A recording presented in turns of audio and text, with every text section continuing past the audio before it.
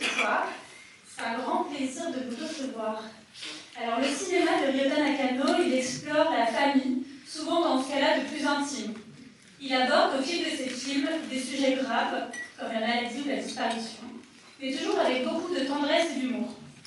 Chez lui, la tragédie et la comédie ne s'opposent pas, elles coexistent. Nous avons la chance de l'accueillir ce soir pour présenter son nouveau film. Mesdames et messieurs, merci d'accueillir extrêmement chaleureusement le réalisateur du film, Ryota Nakano.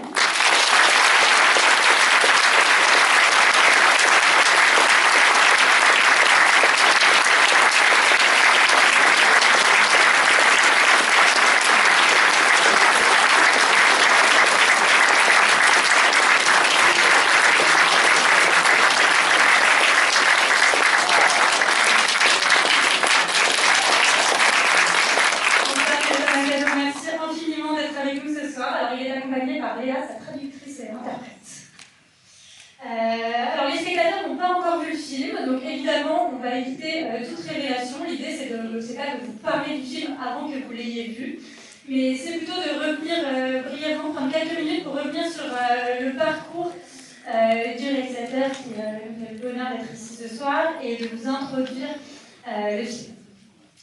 Ryota Nakano, vous êtes réalisateur et scénariste, vous êtes diplômé d'une grande école de cinéma au Japon.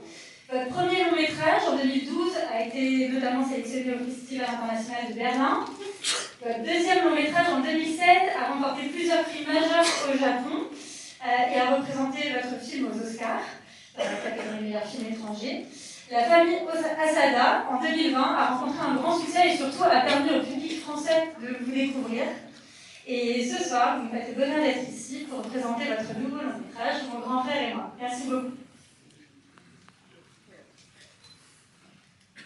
ありがとうございます。Bonjour.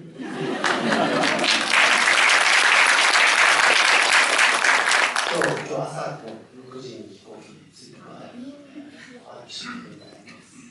Je viens d'arriver en France à 6h ce matin, donc j'ai un petit peu sonné. On ne sera pas trop long, alors juste quelques questions pour nous mettre dans l'ambiance à la début du film. Donc, Mon grand frère et moi, c'est votre nouveau long métrage. Il est adapté d'un essai de l'autrice japonaise Riko Murai.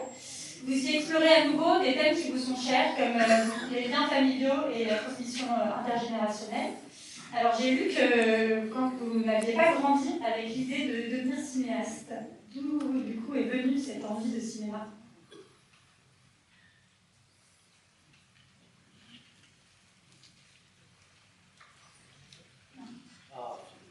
もともと全然実は映画を見てきた映画少年とか全然そんな感じではなかったんですけど、なんか表現をして人を喜ばすっていうことはなんかちっちゃい頃から好きで、それの一番頂点というかないかなと思った時になんか映画がいいんじゃないかなと本当にそれだけなんです。本当にそれで映画をやってみたいと思ったのがもう大学生だから22、3の頃に目指したので、ちょっと珍しいタイプかもしれません。Au départ, j'étais pas forcément un enfant très cinéphile, j'avais pas une passion pour le cinéma non plus. En revanche, j'aimais bien faire plaisir aux gens. Et quand je me suis demandé qu'est-ce qui pourrait me permettre de faire plaisir à un maximum de personnes, je me suis dit que le cinéma c'était peut-être finalement une bonne idée. Ça permettait de toucher beaucoup de monde. Et donc, c'est une vocation qui m'est venue vraiment sur le tard. C'est pas quelque chose dont j'ai eu envie très jeune. Et c'est peut-être ce qui fait aussi ma particularité, c'est que finalement, c'est seulement vers 22 ou 23 ans que je me suis dit que je pourrais peut-être devenir réalisateur. Merci. Dans vos films, vous abordez des thèmes, des sujets qui sont souvent lourds, c'est le cas encore dans Mon grand frère et moi, comme notamment la mort, le deuil, mais vous restez assez lumineux, parfois même drôle. Comment est-ce que vous travaillez cet équilibre du coup entre la tragédie et la comédie? そこは本当にずっと意識してて、人間ってやっぱりこう一生懸命になるときに一番こう愛らしくて滑稽だなっていうふうに思うんです。で、やっぱり家族の死とか人の死を目の前にしたときって一番人間の心がこう動いて一生懸命になそんな時こそやっぱりそういうふうにその人間のいいところというか面白いところっていうのを取ってあげようっていうのはずっと僕が心がけていることなんです。Oui, ça c'est vraiment quelque chose auquel j'accorde une attention particulière dans tous mes films. Je trouve que l'être humain n'est jamais aussi attachant que quand il se débat, quand il se démène, quand il fait beaucoup d'efforts. C'est là qu'il est à la fois le plus attachant et puis parfois le plus ridicule aussi. Il y a un certain aspect cocasse dans ces moments-là. Et donc moi c'est ce que j'ai envie de montrer, c'est justement parce que c'est à ce moment-là que je trouve les humains les plus touchants que j'ai envie de les filmer aussi comme ça. Et donc ce regard-là un peu décalé, il me vient de cette envie-là aussi. Merci. Dans vos films, les relations familiales, justement, elles paraissent toujours très naturelles. Est-ce que vous pouvez nous dire comment est-ce que vous travaillez avec vos acteurs pour donner cette impression très réaliste qu'ils forment une famille? 必ずやっぱりクランクインする前に家族同士でコミュニケーションを取るっていうことを必ずやるようにしていて、今回なんかも子どもたちの役たちにこれまでお母さんに育ててもらったっていう設定じゃないですか。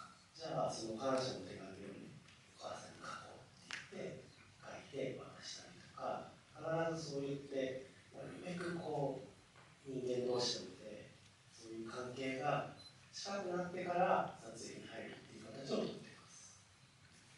Je fais toujours en sorte avant les tournages que les comédiens puissent se retrouver en famille.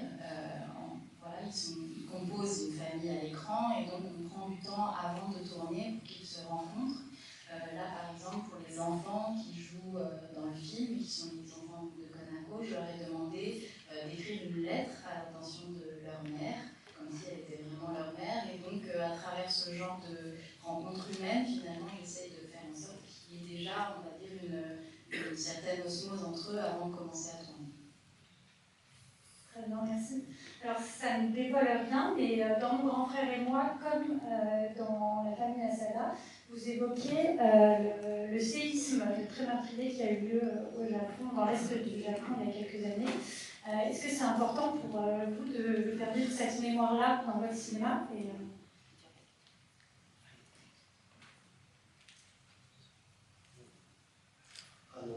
今回の話も実話なんですけど、その実話で実際に東北の被災地が出てくるんですけど、今回はそこがテーマじゃないんですけど、やっぱりその前に僕は浅田家で被災地を描いているので、やっぱりそこを無視することがどうしてもできなかった。この映画の本線ではないけども、ちゃんとそこの町で撮るのであれば、被災した町であり、そこで人が何を思ったかっていうのをちゃんと描くっていうのが僕の役目かなと思って、そこはちゃんと描きました。Oui, ce film aussi, comme le précédent, en fait, sont inspirés d'une histoire vraie et se basent sur des faits réels. Et donc, les protagonistes de cette histoire, un en l'occurrence en particulier, a vraiment vécu dans cette ville au nord-est du Japon. Et c'est une zone qui a été sinistrée par le tsunami. Et donc, même si ça n'est pas le thème principal du film, c'était important pour moi de montrer cette ville telle qu'elle est, c'est-à-dire avec les dégâts qu'elle a subis suite au séisme et comment est-ce que les gens continuent à vivre dans cette zone-là. Et donc même si ça ne fait pas partie de l'intrigue principale du film, c'était important pour moi de rester très fidèle à ce que c'est en réalité. Merci. On va bientôt conclure et vous laisser voir le film, mais avant ça peut-être, votre cinéma il s'inscrit finalement dans une grande tradition du cinéma japonais autour de la famille. Alors je vais vous poser comme une dernière question une question que vous faites poser à un de vos personnages. Qu'est-ce que la famille pour vous?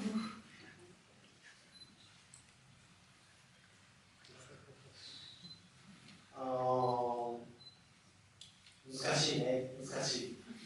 原作者も僕聞いたんです、取材で。家族は何ですかって聞いたら、彼女は分からないって言って、そのままそれをこの映画の中でも使ってるんですけど、僕もその一言で言うのってなかなか難しいんだけど、言ってしまったらやっぱり僕が僕であることを教えてくれる、一番教えてくれる人たちで、のが僕にとっては家族かなっていうふうに思ってます。でもそれは人それぞれがそれぞれの家族の思いっていうのを持ってたらいいから、これが正解ってことでは全然ないです。C'est une question difficile.